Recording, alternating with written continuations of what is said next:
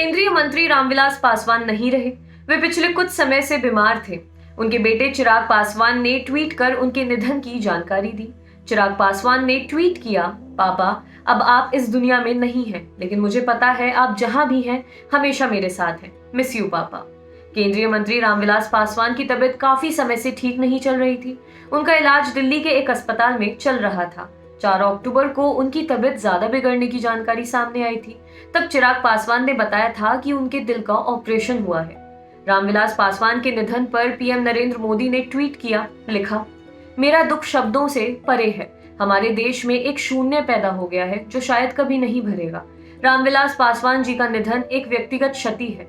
मैंने एक दोस्त, मूल्यवान सहयोगी और एक ऐसे व्यक्ति को खो दिया है जो हर गरीब व्यक्ति के लिए ये सुनिश्चित करने को लेकर बेहद भावुक था कि वह गरिमा का जीवन जिए। रामविलास पासवान जी ने कड़ी मेहनत और दृढ़ संकल्प के जरिए राजनीति में कदम रखा। एक युवा नेता के रूप में उन्होंने आपातकाल के दौरान अत्याचार और हमारे लोकतंत्र पर हमले का विरोध किया। वह एक उत्कृष्ट सांसद और मंत्री थे जिन्होंने कई नीतिगत क्षेत्रों में योगदान दिया। साथ में काम करना, पासवान जी के साथ कंधे से कंधा मिलाकर चलना एक अविश्वसनीय अनुभव रहा है। मंत्रिमंडल की बैठकों के दौरान उनके हस्तक्षेप व्यवहारिक थे। राजनीतिक ज्ञान, राज्य कौशल से लेकर शासन के मुद्दों तक वे प्रभावशाली थे। उनके परिवार और समर्थकों के प्रति संवेदना शांत थी। देश के राष्ट्रपति रामनाथ कोविंद के ऑफिस की ओर से ट्वीट किया गया, केंद्रीय मंत्री रामविलास पासवान के निधन से देश ने एक दूरदर्शी नेता खो दिया।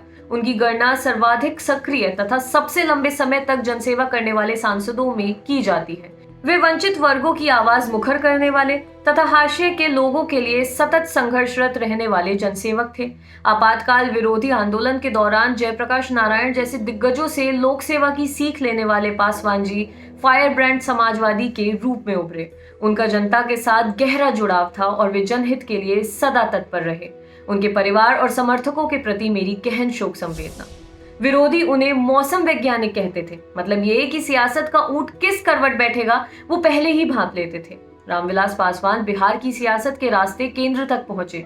साल 1969 से 2019 तक यानी टोटल 50 साल से किसी न किसी पद पर रहे। वे साल 69 में पहली बार विधायक बने थे, फिर 77 में हाजीपुर से सांसद बने और मोरारजी भाई देसाई की जनता पार्टी सरकार का हिस्सा रहे। तब से गंगा में न जाने कितना पानी बह गया, मगर पासवान की सियासत के दरखस्त न हिले न डुले।